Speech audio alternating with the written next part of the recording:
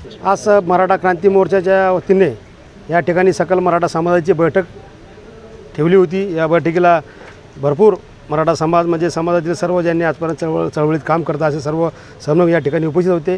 या बैठकीदरम्यान आम्ही या लोकसभेच्या येणाऱ्या निवडणुकीमध्ये उमेदवार उभा करायचा किंवा नाही करायचा, उमेदवार उभा करायचा तर कोणता करायचा, आणि अशा अनेक प्रश्नांवर आम्ही या ठिकाणी मंथन केलं। या चर्चेतून आम्ही आज ठरवलं आहे की मनोजदादा जरांगे यांच्या नेतृत्वामध्ये जे 7-8 महिन्यापासून जे आंदोलन चालू आहे आणि त्यांनी जी भूमिका घेतली, त्यांनी म्हणजे समाजाने जी भूमिका घेतली की येणाऱ्या लोकसभेमध्ये काही उमेदवार उभा करायचे। पण आमचं मत असं आहे की आपण जर इतरांच्या सोबत राहून जर मग आपण उमेदवार उभा केला, जसं काल परवा दिवशी म्हणाले होते की यासोबत आघाडी करून आपल्याला उमेदवार उभा करायचा, त्यांच्यासोबत जर उमेदवार उभा केला तर ज्या सत्ताधाऱ्यांच्या विरोधामध्ये आज आपलं आंदोलन आहे 7-8 महिन्यापासून चालू आहे, त्यांना त्याचा फायदा 100% होणार आहे, मताचं ध्रुवीकरण त्या ठिकाणी होणार आहे।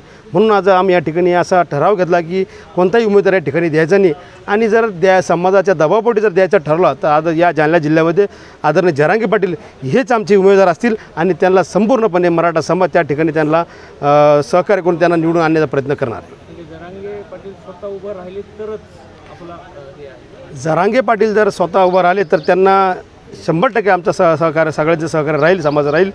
आणि जर त्यांनी जर ठरलं की एखादा अपक्ष उमेदवार दुसरा द्यायचा आहे, पण तो ज्या समाजामध्ये त्यांनी समाजाचं काम आजपर्यंत 15-20 वर्ष ज्यांनी समाजासाठी आयुष्य घातलं किंवा समाजासाठी प्रामाणिकपणे ज्याने काम केलेलं असा जर आमच्या विचाराचा जर माणूस असला तर त्या ठिकाणी आम्ही कुठेतरी विचार करू।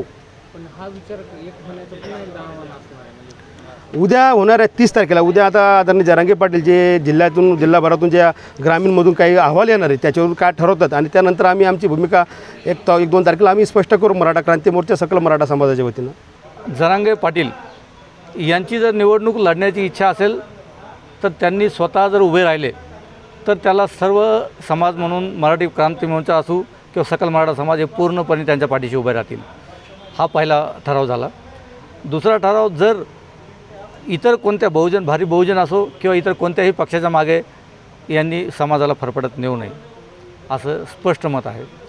तिसरं, त्यांनी जर एखादा माणूस जर उभा करायचा प्रयत्न केला तर त्यामध्ये आपसामध्ये मराठ्यांचे वाद होतील आणि त्यामुळे ही चळवळ संपून जाईल। हा सर्वात मोठा धोकादायक प्रश्न निर्माण होईल इथं।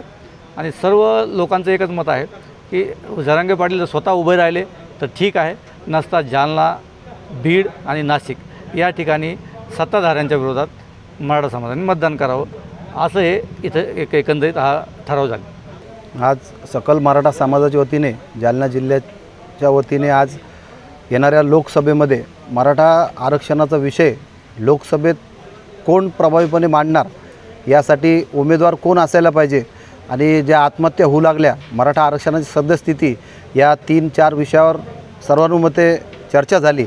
नंतर ठराव झाला आणि सर्वानुमते एकमताने असा ठराव झाला की मनोजदादा जरांगे यांनी स्वतः निवडणूक लढवावी, नाहीतर मग ज्यांनी समाजासाठी मराठा आरक्षणासाठी सातत्याने गेल्या अनेक वर्षापासून काम केलं, कुठल्याही राजकीय पक्षाशी निगडीत नसलेला उमेदवार देण्यात यावा।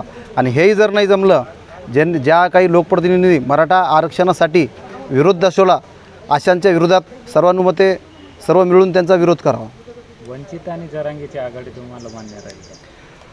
वंचित आघाडीने जर मराठा समाजाला ओबीसीमध्ये समावेश करण्यासाठी त्यांच्या जाहीरनाम्यामध्ये स्पष्ट केलं तर निश्चितच आनंदाची बाब आहे।